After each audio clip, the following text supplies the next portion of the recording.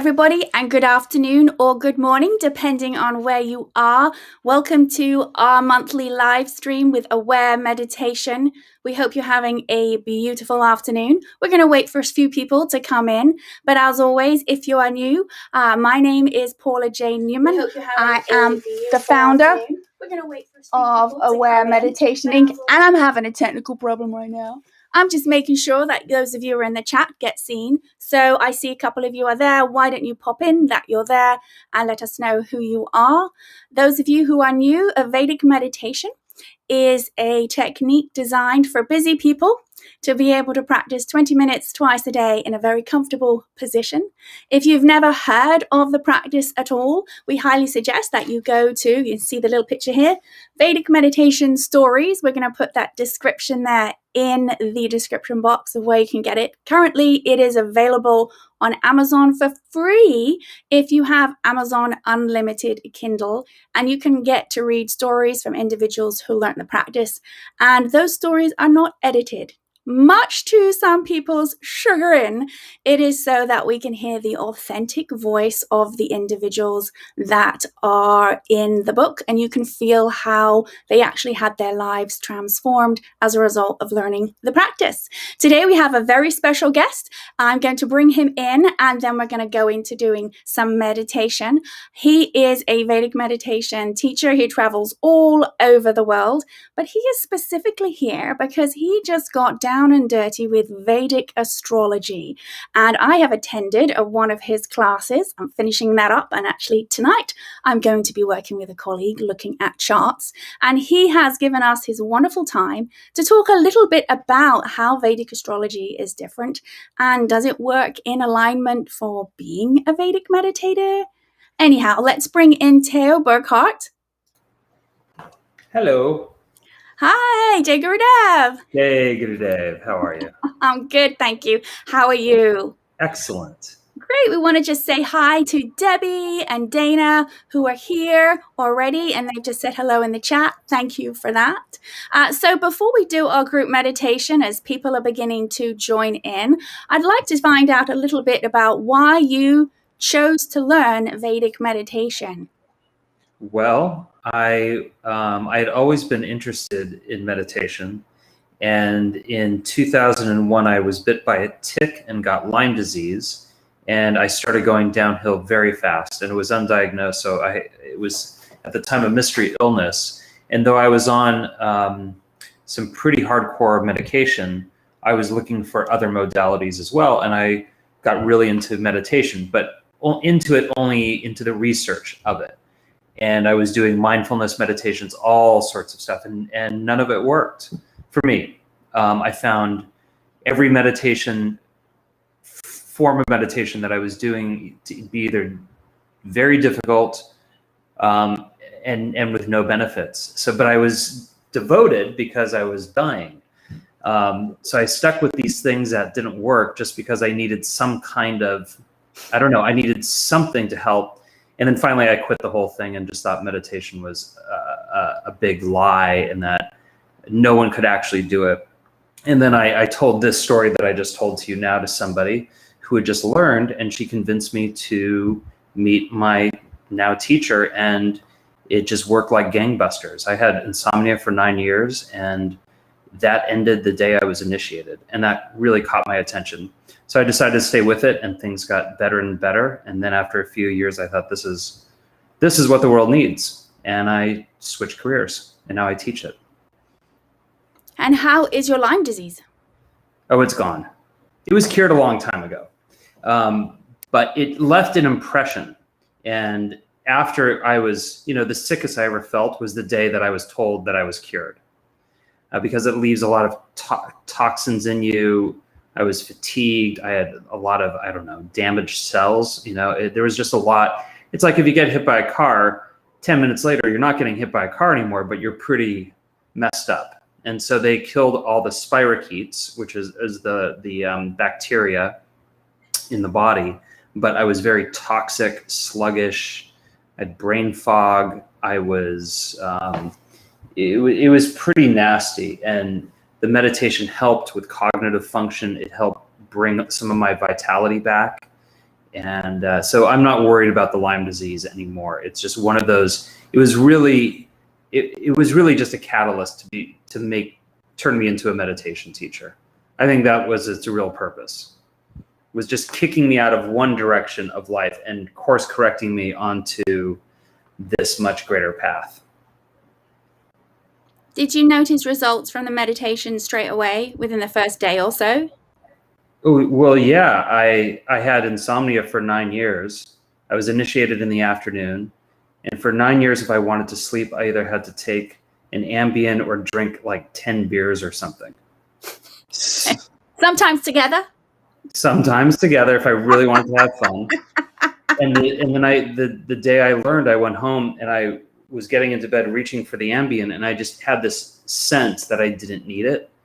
And I got into bed and fell asleep so quickly, and I woke up 10 hours later in the same position I woke up in.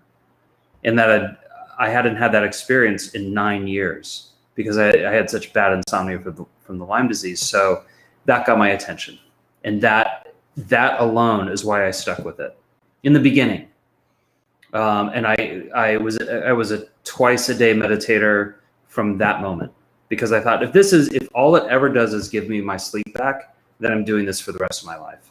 And then, of course, as you know, that's the least of what it did for me. You know, those major shifts started to happen after a couple months, the cumulative benefits, you know, from first month or 3 months in, 6 months in. And I just got very curious of what the version of me looked like if I continued to do this after a year or 5 years or 10 years. I wanted to know who that person is. Like, what's the version of Theo if he meditates twice a day for 10 years? You know, that's what I tell my students too. Get very interested in who that person is. Because so many people, as you know, they'll learn and then they kind of go down to once a day, and that's fine. But twice a day really revolutionizes everything, and it did for me. That's a dramatic shift, and I too had a very similar experience. I had tried lots of meditation practices, and this was the last house on the block, as people say. Yeah. I was so convinced it wouldn't work. I followed the woman's instructions. That's hilarious. I'm glad you did. Just to prove that it wouldn't work. Right. Right. And I too was quite poorly, as we say, when I came to meditation. I couldn't sleep at night from chronic pain, and I would sleep 3 hours every afternoon. And the first day I came home, was told to try it out myself. And I had so many thoughts. I mean, I suffer from what I call nowadays systemic meditationism, the idea of what I think meditation is supposed to be, right? And as a teacher, my job is to unwind that pattern that people have developed in their brain. And I sat there, I had all these thoughts.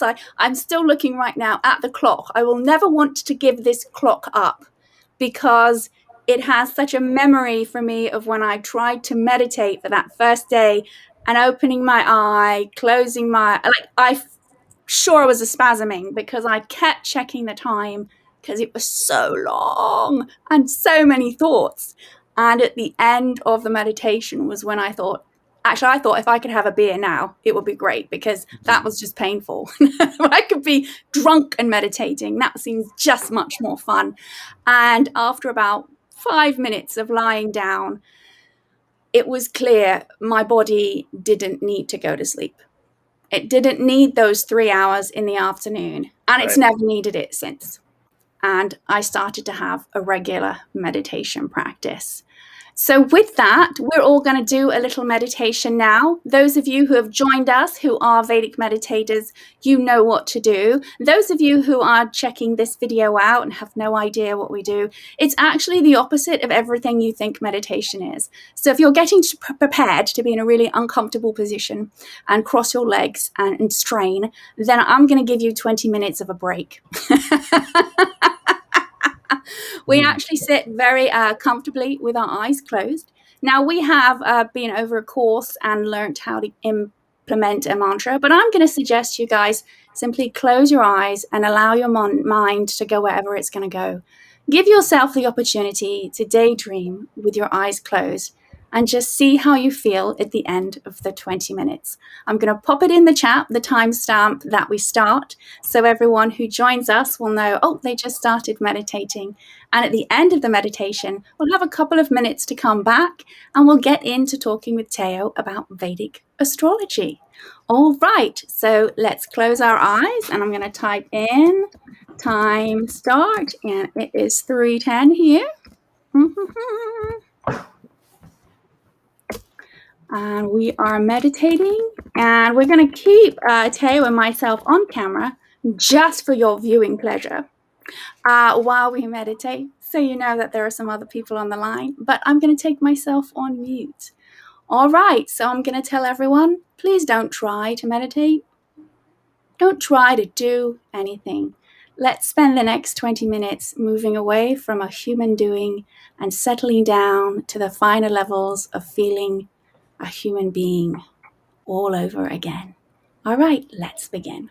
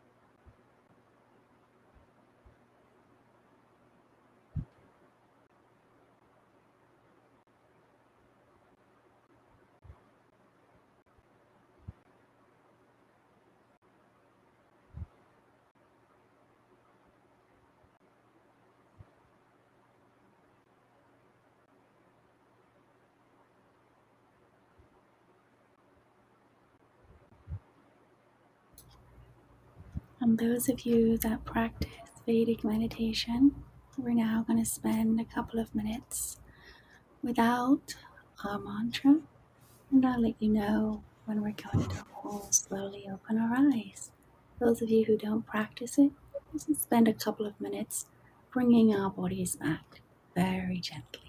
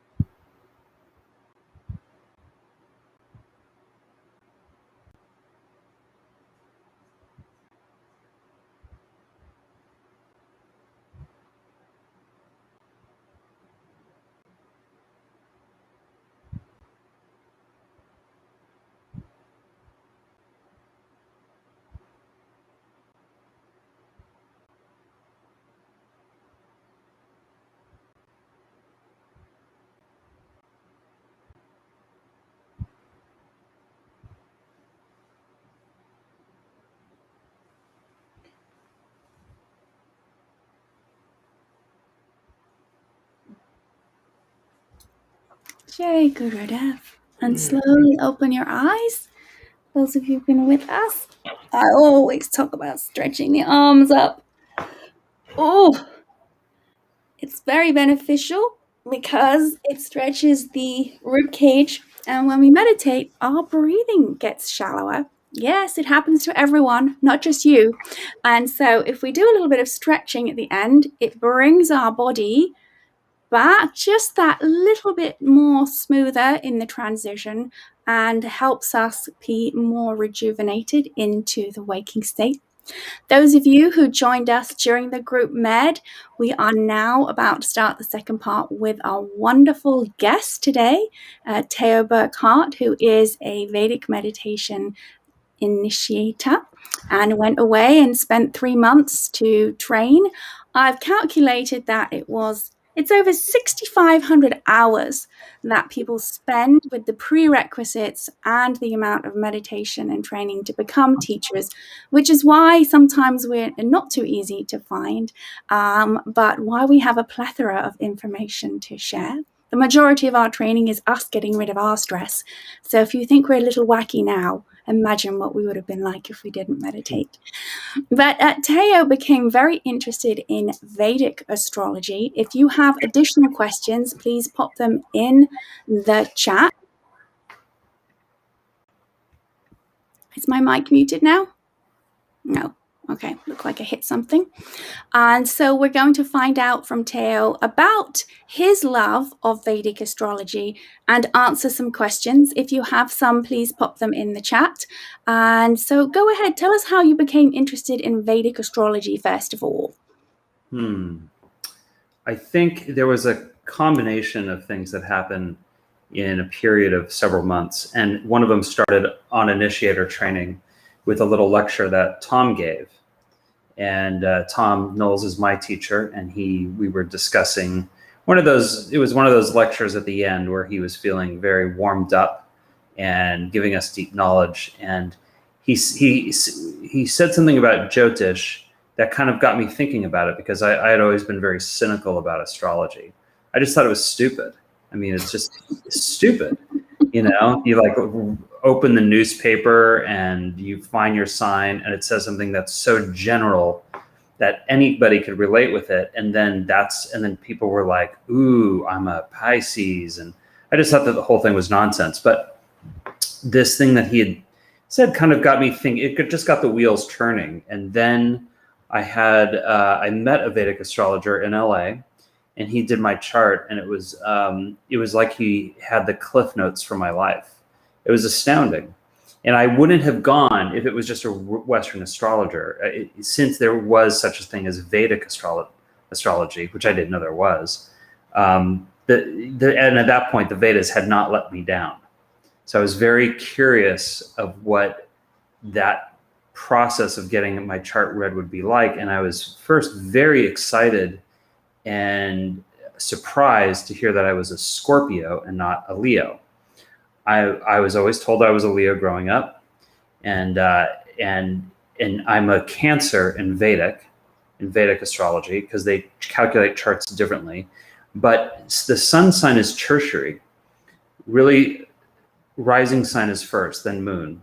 They're very close, rising and moon. You have to look at both. But I'm a Scorpio rising and Libra moon. I didn't know what that meant until he told me, and then it made a lot of sense. And he started saying things about my chart and my life, and I felt like he was in my head, because he knew how I thought, how I operated, what happened, like certain points in he knew that I had a disease. He didn't know what disease, but he said, you got a debilitating disease right around this time.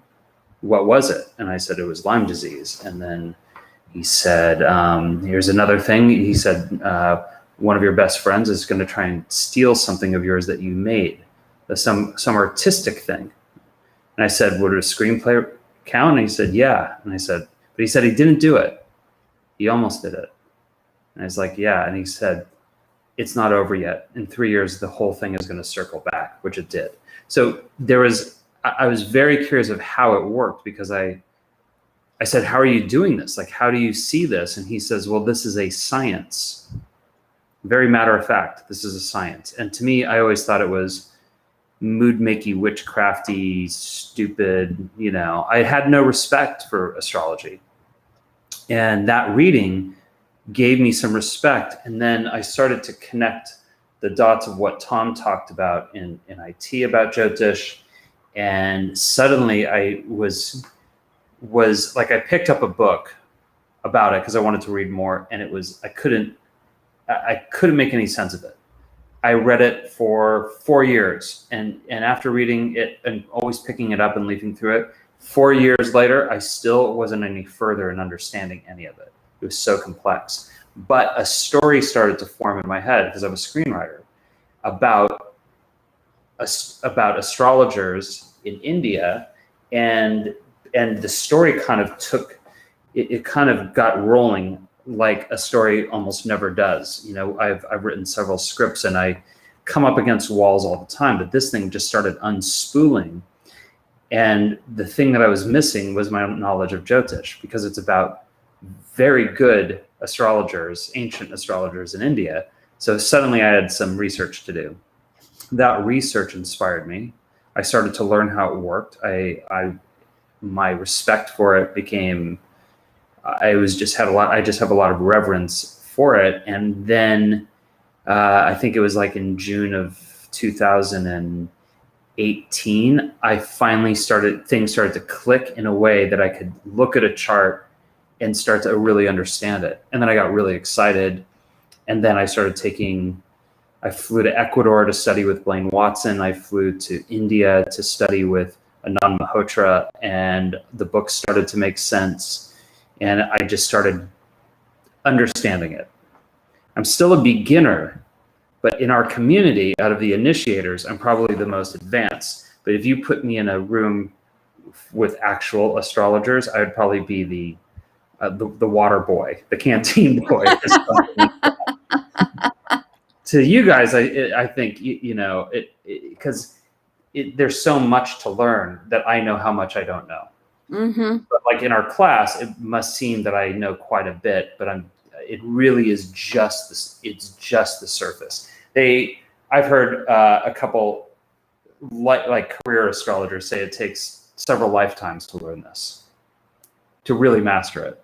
So you got to come back and again to really get it. So now I just love it. I just think it's fantastic, and I like and I really like stalking people because I'm a Scorpio.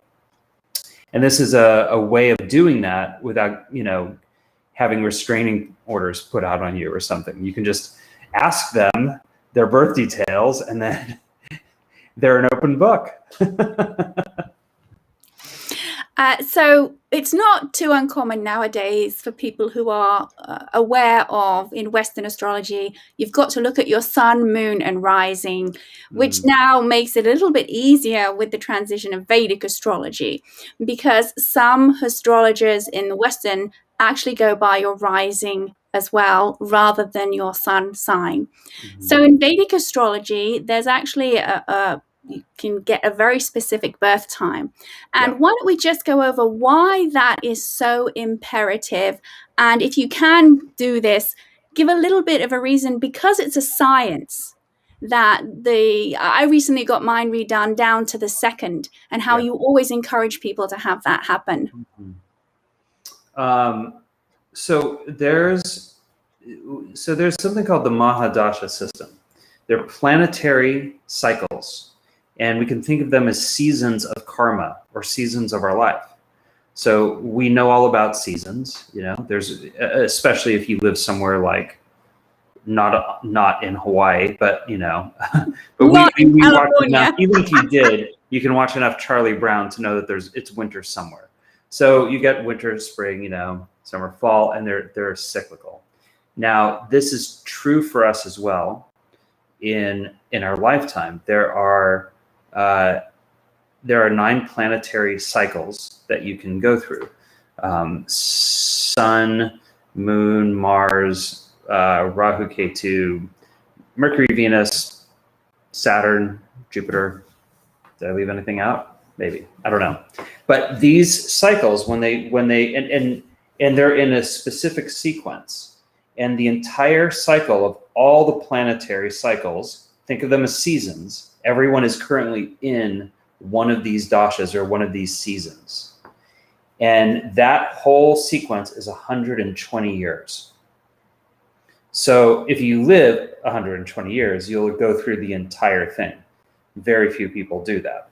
But you're born in a specific season, depending on where your moon is at the exact time of birth.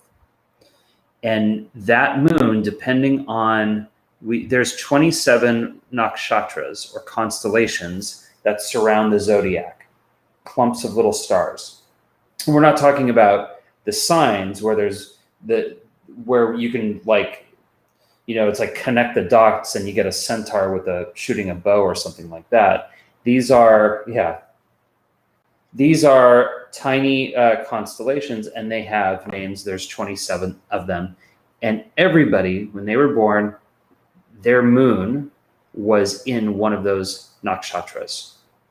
And each nakshatra has an owner, owned by one of the planets. For instance, when I was born on July 22nd in 1969, my moon was in the nakshatra of Swati.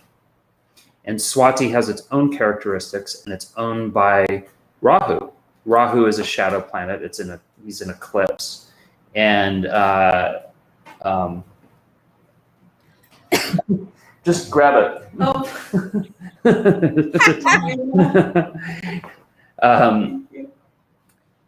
So at that moment, since Rahu owns it, it starts you off in your Rahu cycle. Other people are born in their Jupiter cycle, or Ketu, or Mercury. But that moment, depending on where the moon is in the nakshatra, because there's different parts, or padas, will place you at a very specific moment in your first dasha. So not everyone starts in it doesn't go in the same order. We can think of it like a circle. And what's that, like roulette? It's kind of like roulette, except the ball is the moon, and you just throw it in, it goes, and then connects with one. That's where you are. But then once we know the sequence, because that sequence is always 120 years, we can see, once we understand where someone's planets are, what is going to happen to them, where they came from, where they're going. Will they get married? Will they be rich? Will they have kids? Will they go to jail? Will they be destitute for the first 30 years of their lives and then become a billionaire overnight? Will they get bit by a snake? Will they get rammed by a cow? Will they meet, divorce, like marry, divorce, meet, and then die and then come back to life? I mean, everything is there. And you can see, depending on where the planets are and what signs and what house, this is how we read it. Now, it seems like that is, fate. This is what's going to have happen. However, from my knowledge, depending on our free will and choice, we can be in certain situations. And if everything, again, the basis of the charts for those who are Vedic meditators, people join in, is really for the Jyotish to look at to how we can become more enlightened, right? How can we take these opportunities while we're here living this thing called life and, maybe make, lemonade out of lemons, as it were. And so people who are meditators actually start to get rid of their stress quite quickly. And so reactions will less likely come from a fight or flight response. And if you see someone's chart, let's say there seems a very dodgy period of life, right? You might get you'll look at something and say, oh, that looks like confinement, right? But there could be various options. It could be confinement in jail, confinement in, I don't know, studying, or confinement in, I don't know, an ashram, right? Depending on choice. So if these things are set out, how is it beneficial for a individual, even if they're not a Vedic meditator, to be aware of their chart? I don't think it would be very beneficial. I don't see how it'd be very beneficial for someone to know about their chart if they weren't on some kind of path. And most people, a lot of, I think, astrologers probably get sick of, like, when am I going to find the love of my life? Like, a lot of people who don't meditate, who come to astrology, are really trying to find happiness outside themselves first. Once we have a meditator sitting in front of us and we're doing the chart of a meditator, things change a little bit. And the chart, we start to see it in a different way. You can hold something. It's how if you look at a statue, the perspective changes the look of it. And when I have a meditator sitting in front of me, the chart is different. It's in the chart, there's a house of natural law. And the main purpose of the chart, or I should say maybe the best purpose of it, because you can use a car for anything.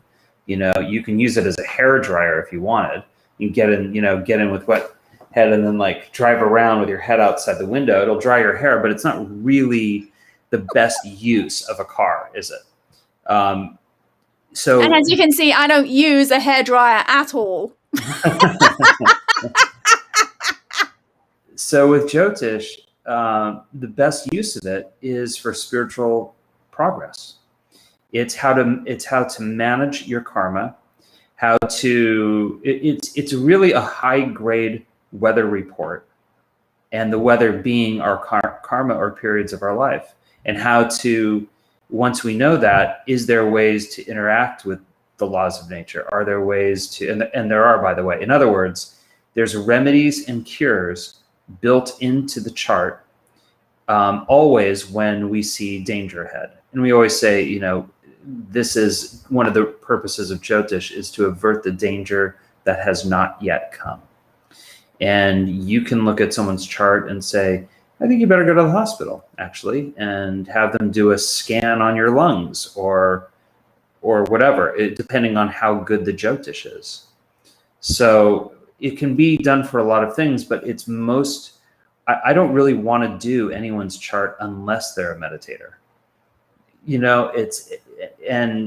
And the other thing is that the person itself is kind of the yantra into the chart.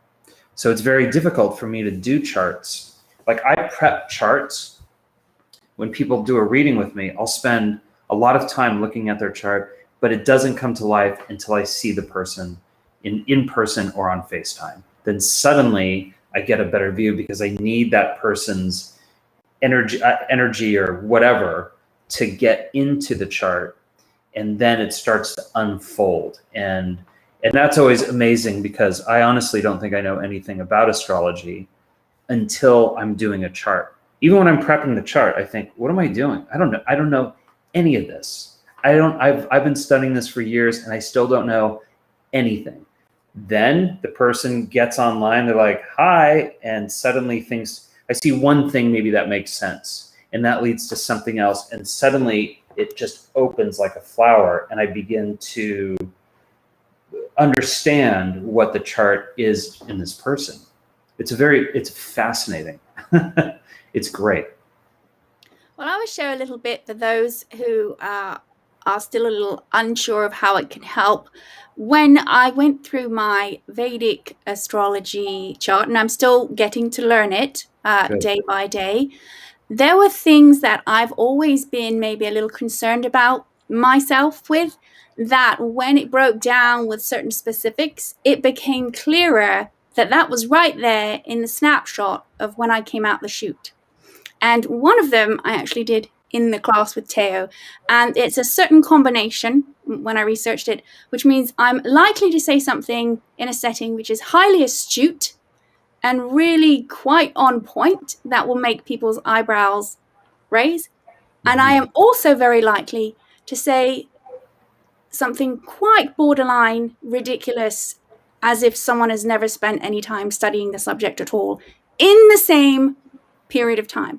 And my experience as a student, and even my experience now with any voice work I do, I'm always waiting for that shoe to drop. I'm always waiting for that thing that I'm going to say that people would have gone, oh, she's got something to say, to be like. And I realized that I was carrying this stress around in classes or in a work environment because I was always trying to hold on and edit. Is this going to be the thing that I say that people really think that I am crazy or I haven't been listening the whole time? And I had one of those moments in your class. I do remember there was one you were like, oh, that's good. And the next thing that came out of my mouth, I was like, that was the most. And I saw your face be like, why did she say that? Like, what? And it was. I don't remember. You won't, because it's not that significant to you, but to me. So it's healing. When I say it's actually quite healing, because I find out what is in my nature versus what I'm supposed to be to conform to society. Right.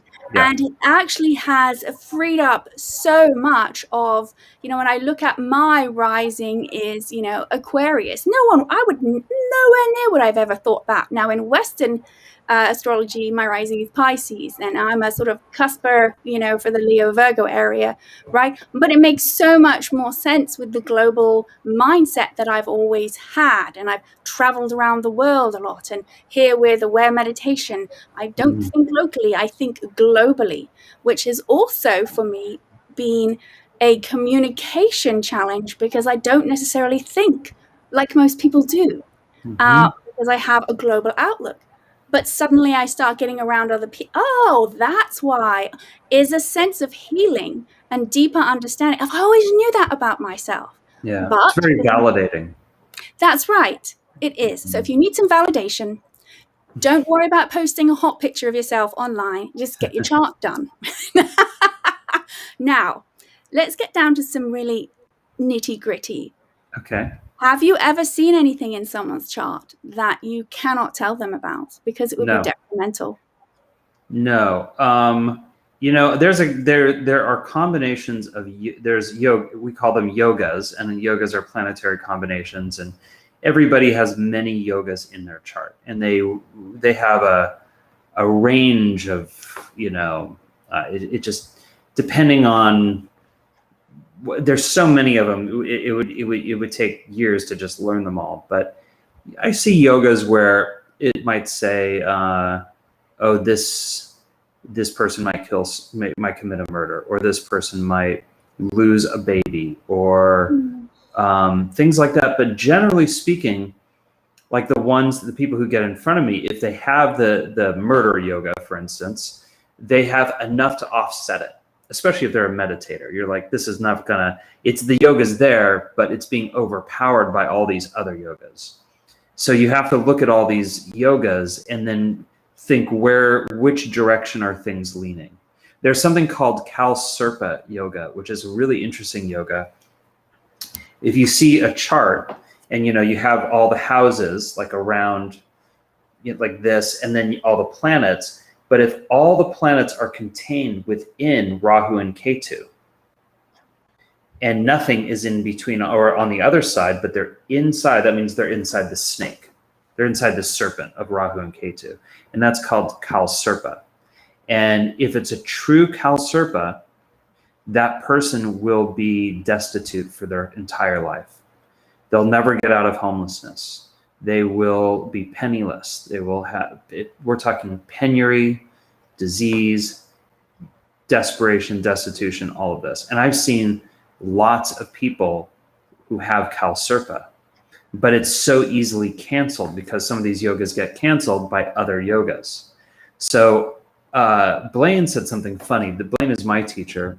He said something funny once that's very true, that you will, if you're an astrologer, you will never see an active Kalsarpa yoga ever in your entire career, because those people can't afford an astrologer. Right. So anyone who's going to come to a reading, if they have Kalsarpa, you already know it's canceled. It's just a matter of finding how. So there, I haven't seen anything yet, but I'm new here. I'm the new kid on the block. But I know that like Blaine had a great story where he got a chart. There was a phone call, and he opened up the chart and looked at it, and he said, his first thing out of his mouth was, how many people have you killed?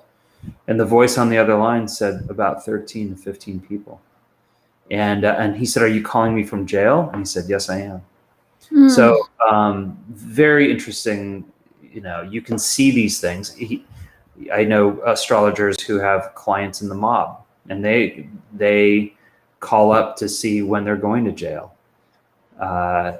It's a very interesting path, because one second you're talking to, a 26-year-old woman who wants to get married, and the next thing you got an axe murderer on the line, and after that you got the Godfather asking when he should skip down, and then the next person shows up, and that person it's their last life, and they're headed towards enlightenment. So you can tell quite a bit, but I find it useful for two reasons. One, very validating, especially if you feel like you have foibles, quirks, things that are maybe you've been struggling with in your life. Suddenly you look at the chart and you realize, in a sense, you're choiceless. In a sense, it was never going to be any other way. That's pretty cool to understand that this was going to happen no matter what. And if you also understand that the Jyotish perspective is nothing happens to you, everything happens for you. So yeah, I had Lyme disease. Yes, it showed up in my chart. But without that, I would never have been a teacher. I would not be talking to you right now. It just steered me in a different direction. There was no lesson to learn. It was more that it just changed the direction of my life. And that's a good thing. And that's a very sixth house thing, by the way. A gain from a loss. Because the sixth house is a house of loss, but in those losses come benefits and gains. In growth. For those of you who are just tuning in and don't know too much, there are 12 houses, and there are the 12 signs of the zodiac. With that's what he's referencing as well. And right before we wrap it up, there is a big difference with Vedic astrology, and that it doesn't include Uranus, right, or Neptune or Pluto. I would say Uranus. Are we? I care more about the sustainability of the YouTube channel for global awareness, which is a nice lead into. Please subscribe to the channel if you haven't, to help us build up the channel and reach out to people. But go ahead, take that. And let's talk about the couple of planets that are not included and the two that are in Vedic astrology that's different. Well, we don't have to talk about Neptune and Uranus. We can just talk about Rahu and Ketu. And they're the shadow planets, and they're eclipses. They're the shadow of that falls over the moon, and the shadow that falls over the sun. And these eclipses, they're actually mathematical points in the sky where there's a crossover of orbital paths, and they create so much friction that they're like a consciousness. And they're both very different. Rahu is very outward, and since he's the head of the serpent, he has no tail. I don't think we have time to go into that myth, but he's just a head, and that means he'll never be nourished. He eats, he wants, desires, and eats, but what he's putting in can't nourish him because he doesn't have a body. Then you have Ketu, the tail, who's very inward and governs detachment because he is he's detached from the head. And he's a moksha karka. He's one of the givers of enlightenment, and he governs intuition, among other things. Like a snake on the ground will feel the vibration before hearing anything. And Ketu is very much like that. So those Rahu and Ketu are I think there are Western counterparts to that. But we have Neptune, right? They use No. It wouldn't be. It'd be like Chiron or something like that. Oh, yes, that's right. That's right. Well, I think Chiron is like the Saturn sort of element of the grind and awakening. I do have one question that came, if it's okay. Yeah. And the question is, does the chart change based on when it's prepared? Like if someone was 20 versus 40, or is it always the same? It's always the same because we're always looking at the natal chart. And that natal chart, if you have a correct birth time, a reliable birth time, that chart is fixed. And then from that, we can start to unwind your life starting from that moment of birth, because we'll know where the moon was, which nakshatra it was in, and then unfolds the story of your life, going from wherever you started, from maybe in a Mercury cycle to Ketu, and so on and so on and so on. And the way we would look at that is, let's say you're in a Mercury cycle, and Mercury is in the 9th house, but owns the 6th house and the 8th house. Then we know that in your Mercury cycle, whatever is in those 3 houses will be featured in this cycle. And we'd have to say, well, is Mercury placed well? Is he in the sign of a friend's house, or is he exalted or debilitated? But that's kind of how we do it. We look where it is, and then we see what's featured in those houses, and we start to get a story of what's going to happen, where you're going to go. There's all these rules too, but that's how it begins. Exactly. And the other element when we wrap it up is that when they read the chart, they are able to map through the cycles which he talked about, the moon or the sun cycle, Rahu, Ketu. For example, I think Rahu is 18 years. So for 18 years, you're under the influence of that, and then that moves through. So you can get it up to date with where you are right now in your life, right? And what influences are happening. But it's all based off of that one moment when you come out the chute. And if you ever have any questions about, was that a real birth time? In the United Kingdom, we don't have our birth times written on our birth certificate. And so we will put the contact information of Blaine, where you can answer a slew of questions. And he will do his best to pinpoint exactly. And that will give more specificity, because it goes up to D9 charts, as it were, as it becomes and very beyond. Oh, no. And beyond. There's D9 is you're not even halfway there. There's so many divisional charts. Yeah. So those of you who have additional questions, let me know. We will reference them through to Theo. His information will be in the description. We want to thank you for joining us. You'll see in the corner over here is the image of Vedic meditation stories. The link for that, it's again free right now on Amazon if you have unlimited Kindle. And the number of pages you go through Amazon looks at that and gives the nonprofit credit at the end of the year.